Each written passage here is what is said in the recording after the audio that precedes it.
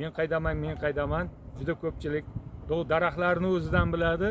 Do'rman atrofida ekanligimni. Bu yerda Qibray sanatoriyasida bugun telezapis bor.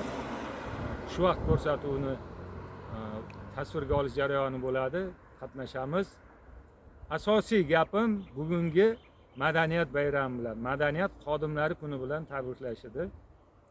Menga rosa qo'ng'iroqlar bo'ldi, xabarlar keldi, tabriklashdi, qutlashdi. Men doim aytaman, tinchlik bilan tong otishi, osuda kun botishini o'zi yurtimizda juda katta bayram. Shuning uchun biz O'zbekistonimizda har kuni bayram. Ayniqsa muxlislardan doim xursand bo'laman. Goh Surxondan, goh Andijondan qo'ng'iroq bo'lib turadi. Ayniqsa Surxondan bugun Jumoniyoz degan bir ajoyib muxlisim, avvallari ham aytganman, qo'ng'iroq qilishdi. Uzundan uzoq tabriklashdi. Ayniqsa meni she'rlarim bilan tabrikladi. O'zim esimdan chiqib ketgan she'rlarim. Ko'pchilik aytadi, mavzularni qayerdan olasizlar deb. Mavzularni shu muxlislardan olamiz. Ayniqsa Jumoniyozni bir gapi ta'sir qildi. O'sha eski she'rimni bir eslatgani uchun men aytdim.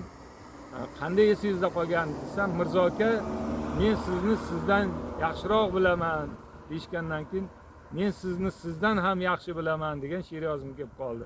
Ana shunday muxlislarimiz va barcha madaniyat xodimlari sog' bo'lsin. Bayramingiz muborak bo'lsin.